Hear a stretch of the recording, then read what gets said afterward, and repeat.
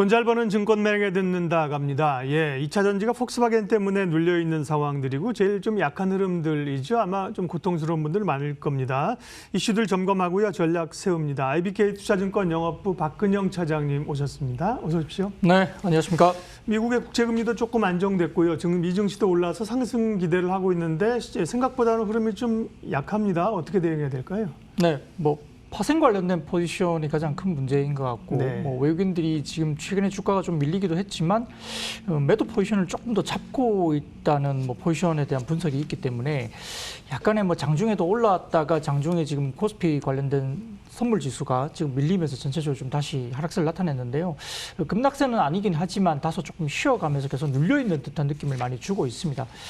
다만 이제 3월 지나고 이제 4월로 접어들면 이제 어닝 시즌으로 접어들기 때문에 이 부분에 대해서 좀 지켜볼 필요가 있는데 아마 1분기에는 예상 밖의 환율 효과가 분명히 있을 것 같습니다. 작년 연말 환율이 원달러 환율이 1,085원 정도부터 시작을 했기 때문에 최근에 1,100한 40원 정도까지 움직였다고 본다면 결국은 수출주 관련된 대형주가 상당히 환율 효과에 대해서 긍정적인 효과가 나타났을 것 같고요.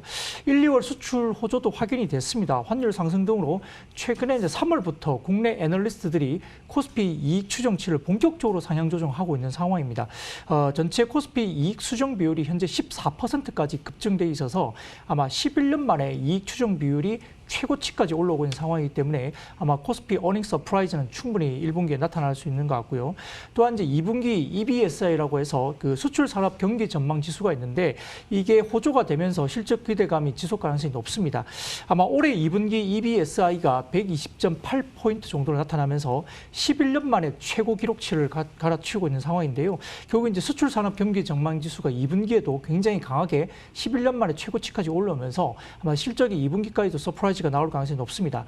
업종별로 본다면 석유 제품이 가장 높고요. 그다음에 반도체, 그다음에 선박, 자동차 및 부품 그리고 이런 부분들이 수출 품목에 대한 일제적으로 높은 수치가 기록되고 있기 때문에 이와 관련된 업종 중심으로 서프라이즈가 나타날 가능성이 높다고 볼 수 있겠고요. 단기적으로는 성장주라든지 가치주에 대한 이분법적 구분은 좀 의미가 없을 것 같고 결국은 어닝에 초점을 맞춰야 됩니다. 금리 상승의 속도 조절이라든지 그다음에 달러 강세 진정이 된다면 결국은 외국인 수입이 들어오면서 대형주 중심의 외국인 수입이 결국은 들어올 수밖에 없는 상황이고요. 따라서 이제 현재 코스피 기준 외국인 지분율이 약 35%까지 빠지면서 현재 저점 수준까지 외국인 지분율이 빠져 있습니다. 따라서 외국인 수급이 들어온다면 결국은 대형주 중심, 수출주 중심으로 들어올 수밖에 없는 상황이고요. 따라서 이제 기존 수출 상위 품목군, 반도체, 자동차, 화학, 정유 이쪽의 어떤 주도력은 계속적으로 지속되고 있다는 부분이 있고요. 단기적으로 좀 눌린 세가 분명히 있긴 하지만 결국은 이제 10년물 국채 금리가 약 2% 정도까지는 경기가 호조되는 입장에서 갈 수밖에 없는 국면이기 때문에 다소 지금은 이제 단기적인 급등락에 상관없이 금융주는 좀 들고 가야 될 것 같습니다. 또한 실적 전망이 하향 조정됐던 업종 중에서 호텔레저라든지 화장품, 가구, 편의점 등 필수 소비재 관련된 경기 관련된 소비주들이 실적 장향이 특징적으로 보이는데 미국 같은 경우도 최근에 미국 내부에서 항공주가 상당히 지금 급등세를 나타내고 있는 부분도 결국은 포스트 코로나를 대비한 포트폴리오도 일부 가져가는 것도 의미가 있다 볼 수 있겠습니다. 결국은 이제 실적 얘기를 많이 하셨고요. 금융이나 소비 섹터 쪽으로 포트폴리오를 짜자고 말씀하셨습니다. 그러면 키워드를 통해서 구체적으로 섹터 내 아이디어 좀 찾아보도록 할게요. 오늘 첫 번째 주목할 키워드는요. 완성차 배터리 독립 선언. 폭스바겐이 그랬죠. 그리고 현대자동차그룹도 장기적이지만 배터리 내재화를 하겠다는 얘기. 이런 게 이제 2차 전지들을 계속해서 누르고 있는 상황인데요. 2차 전지 고통받는 분들이 좀 많을 겁니다. 어떻게 될까요? 네, 이제 2차 전지주 관련된 부분들은 결국은 테슬라나 그다음에 폭스바겐, GM 등도 배터리셀 내재화 진행 중인데요. 테슬라 같은 경우는 2022년 100기가와트, 그리고 폭스바겐 같은 경우는 2030년 240기가와트, 그리고 GM 같은 경우는 2023년 30기가와트 정도 수준을 예상하고 있는데요. 아마 테슬라 같은 경우는 텍사스 공장까지 합친다면 약 400기가와트를 확보할 것으로 보입니다. 따라서 이제 자동차 회사들이 셀 내재화를 하는 이유는 결국은 배터리 팩 내재화만 가지고는 원가 절감을 할 수가 없기 때문에 그리고 2023년도부터 주요 지역별 정부 보조금이 사라집니다. 따라서 배터리 가격을 낮추면서 전기차 가격을 낮출 수 있는 전략을 짤 수밖에 없는 구조인 것 같고요. 따라서 이제 지금 그 셀 제조는 혹시 아니더라도 단지 이제 배터리 팩 정도 수준만이라도 수십 개월화 내지는 자동차 회사들이 내재화를 마친 상태로 볼 수 있겠습니다. 현재 배터리팩 비용은 60kW 하이니켈 양극재 기반 소재 사용 시에는 비용이 약 2,200만 원 정도 소요가 되는데 아마 정부 보조금이 사라진다고 보면 배터리팩을 결국 한 1,000만 원 정도까지는 최소한 낮춰야 되는 국면에 있습니다. 따라서 이제 셀 자체 생산만으로는 모든 배터리 가격을 낮출 수가 없기 때문에 규모의 경제를 통해서 자체 생산에 나서는 걸로 보이는 상황이고요. 그런데 현대차 그룹 같은 경우는 자체 셀 계획에 대해서 구체적으로 지금 공식화되지는 않았습니다만은 의왕연구소 내에 아마 1기가와트 이상 아마 팔롯 플랜트는 갖고 있는 것으로 확인되고 있는 상황입니다. 다만 저희가 봤을 때 현대차 그룹은 배터리 팩 관련된 부분에서 후공정에 해당하는 패키지라든지 모듈 그리고 시스템 어셈블리 정도 수준까지는 현재 현대모비스가 전체적으로 묶어 있습니다. 따라서 그룹사 내에서 현대모비스를 이용한 수십 개월이라는 아마 가능성이 상당히 높게 이야기되고 있는데요. 완성차 그러니까 현대기아 그룹사가 완성차가 셀 제조를 단독적으로 맡기에는 사실은 불가능하다 사실 보는 것이 맞습니다. 폭스바겐 같은 경우도 파워데이 이후에 굉장히 좀 논란이 되고 있는 상황인데요. 결국 중국 시장을 위한 전략적인 선택의 일환이 가능성이 높습니다. 왜냐하면 CATL이 각형을 만들기 때문에 결국은 중국 시장을 노리고 각형에 대한 이야기를 한 것 같고요. 또 각형은 대량 생산 용이하고 안정성 면에서 좀 뛰어날 수는 있겠지만 아직 이제 무게가 무겁고 에너지 밀도 면에서 상당히 뒤집니다. 그리고 노스포트 같은 경우도 중장기 내재화 역시 이제 시작된 지 6년밖에 안 되는 회사가 아직은 만들어 본 적도 없고 대규모 양산 경험도 전혀 없는 회사이기 때문에 국내 기업들이 20년 이상 들어와서 이제 BEP를 맞추는데 노스볼트가 6년 만에 과연 가능할까? 이런 부분은 아직은 의문부가 상당히 낮습니다. 따라서 이제 과거에 이제 배터리데이, 테슬라의 파워데이, 배터리데이 이런 부분들이 있는데요. 테슬라 시절 때도 주가가 빠졌다가 다시 회복을 했고요. 지금 확실한 것은 아마 전방산업 수요가 고성장되고 있고 안정적인 배터리 공급이 아직까지 불안하다는 점에서 상당히 아직까지는 2차 전지 업종이 그렇게 우리가 다운사이즈를 갈 것 같은 아니다. 볼 수 있겠고요. 또한 폭스바겐 같은 경우도 2025년까지는 외부 조달 물량이 가파른 확대를 예상한다라고 직접적으로 확인했기 때문에 아마 단기적으로 조금 센티가 무너질 수는 있겠지만 너무 많이 빠질 경우에는 저점 매수의 기회가 될 수 있겠습니다. 예. 그럼 이제 보유하고 계신 분들은 그냥 보유 전략으로 가면 됩니까? 네, 보유 전략 내지는 굉장히 많이 밸류가 빠진 경우에는 추가적인 비중 확대로서 단가를 낮추는 방법도 필요할 것 같습니다. 배터리 같은 경우는 셀 업체들이 낫습니까? 아니면 소재 업체들이 좀 더 매력적일까요? 네.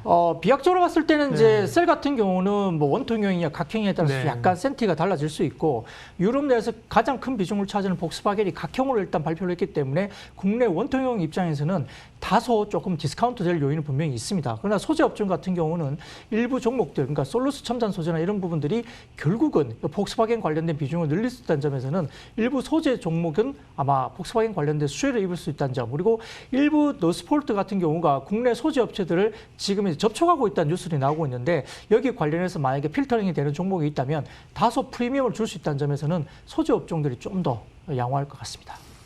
네, 시장 키워드로 종목 찾고 있습니다. 두 번째 키워드 보겠습니다. 오늘 저희 메인 주제가 폭스바겐의 울고 웃는 시장 종목이라 그랬는데요. 만도 같은 경우는 어제 폭스바겐의 서스펜션 5천만 개, 우리 국민이 5천만 명인데 말이에요. 5천만 개를 공급하겠다는 얘기했는데 어제 주가가 정작 오르다가 약보합으로 끝났습니다. 오늘은 1% 정도 오르는데요. 좋은 뉴스가 이렇게 주가에 반영 안 되는 건 왜 그랬습니까? 네, 결국 대형주이기 때문에 지금 이제 주가지수 선물과 관련된 프로그램 이슈가 지금 시장에서 수급이 좀 그렇게 강하지는 않습니다. 개인도 마찬가지고 그러다 보니까 큰 폭의 지금 거래량 동반이 되지 않는 부분에서는 프로그램에 연동된 웹도덕 현상이죠. 결국 꼬리가 몸통을 흔드는 시장이기 때문에 주가지수 선물과 관련된 부분이 특히나 대형주에는 영향을 미치고 있는 것 같고요. 만도 같은 경우에는 지금 폭스바겐의 내연기관 플랫폼과 그다음에 전기차 플랫폼 양쪽으로 서스펜 이슈가 된 것 같습니다. 전체적으로 지금 물량 5천만 개인데 차량 대수로 본다면 약 1,200만 대에서 1,300만 대 정도 수준으로 볼 수 있는 것 같고요. 예상 총 매출은 1조 3천억 원, 그리고 연매출 인식 규모는 약 1,300억 규모로 됩니다. 그래서 아마 대당 ASP는 아마 10만 원 정도 될 것 같고요. 연도별 매출 및 영업이익 상승 효과가 각각 한 2% 정도로 판단되는 상황입니다. 여기에 대해서 이제 2%가 크지 않다고 생각할 수 있지만 의미를 좀 둘 수 있다면 결국은 폭스바겐에 관련된 전장 부품 수주가 추가적으로 될 수 있다는 기대감이 올라갈 수 있고요. 유럽 현지 공급 능력이 확대되면서 아마 유럽 내 신규 OEM 확보가 가능하다는 점에서 상당히 중요한 레퍼런스로 이야기될 수 있는 상황입니다. 참고로 이제 주요 고객별 매출 비중을 작년 기준으로 본다면 현대차 그룹이 만도가 56%, 그리고 GM 기준이 12%, 그리고 북미 EV 업체죠. 아마 테슬라 같은데요 7%, 그리고 폭스바겐이 0.7%이기 때문에 아마 폭스바겐 MS가 올라온다든지 일부 유럽 내에 다른 차종에 대한 신규 OEM이 나타난다면 매출단이 상당히 올라갈 수 있는 여력이 있습니다. 거기다가 지금 자율주행 관련된 이슈가 있는데요. 당장 자율주행이 당장 내일은 좀 힘들다 본다면 결국은 만다고 하고 있는 ADAS 부품에 대한 비중이 상당히 높아질 수밖에 없습니다. 따라서 여기에서 현대차 그룹의 소비자들의 ADAS 옵션 비율이 상당히 높아지고 있다는 점과, 그리고 지금 이제 아마 북미양 레퍼런스 관련된 매출 비중이 2019년에 ADAS가 4% 중반에서 지금 작년 같은 경우는 6% 내외로 추정되고 있고 MS가 상당히 올라오고 있죠. ADAS 탑재 비중이 상당히 높아집니다. 뿐만 아니라 북미 전기차향 공급 레퍼런스 바탕으로 비슷한 모델을 추종하고 있는 아마 중국의 EV OEM, 그리고 북미의 C사, 북미 딜리버리 OEM 같은 경우도 EV 밴 같은 경우에 매출처가 ADAS가 상당히 늘어나고 있다는 점에서는 자율주행을 앞두고 자율주행 과도기로 이야기되고 있는 ADAS 비중 탑재가 결국은 ASP를 올리면서 만도에 대한 실적 상향이 될 수 있기 때문에 중장기적으로는 좀 지켜봐야 될 부분이라고 같습니다.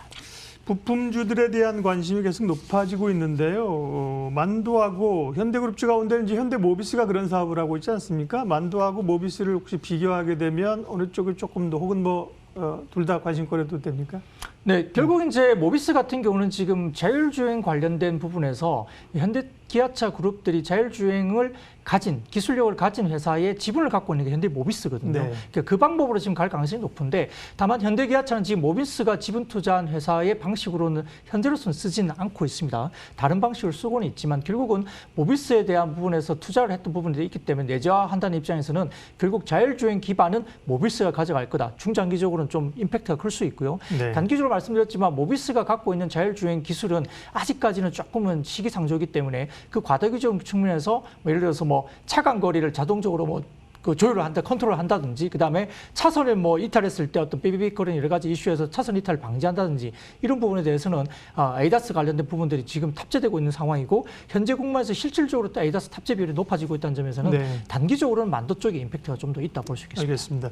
세 번째 키워드 짧게 좀 확인하도록 하겠습니다. 세 번째는 포스코인데요. 네.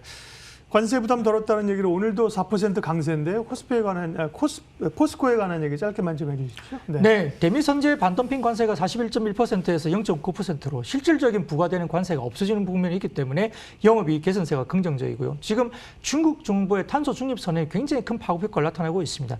중국 정부의 당산시 감찰 이후에 대기 물질을 나타내는 부분에 있어서 탄소 부분에서 지금 철강 쪽이 차지하는 비율이 18%로 가장 큽니다. 여기에서 지금 감산을 하겠다. 그리고 특정 그 정부 시에 대해서는 50%를 감산을 하겠다는 이야기가 되고 있기 때문에 결국은 이야기에 대해서는 조강 생산량이 증가하지 않는다면, 감산을 한다면 결국은 가격이, 상품 가격이 올라갑니다. 포스코 긍정적일 수밖에 없고, 중국 최대 철강사인 바오산 강철이 4월에도 판재료 인상 가격을 나타냈기 때문에 지금 미국 시장도 판가 인상이 굉장히 강하게 나타나고 있어서 포스코도 긍정적입니다. 동국제강이나 현대제철도 4월 달에 강한 강판 인상을 예고하고 있기 때문에 아마 1분기 어닝 서프라이즈에 이어서 2분기가 이어진다는 점에서 포스코 1분기 어닝에 관련된 컨센서스가 8천억, 아마 예상치는 1조 이상 나올 걸로 보고 있기 때문에 어닝 서프라이즈 예상되고 있기 때문에 목표 주가 상향 조정되고 있으니 긍정적으로 접근 가능하겠습니다. 돈 잘 버는 증권맨에게 듣는다. IBK 투자증권 영업부 박근영 차장님 함께했습니다. 고맙습니다. 감사합니다.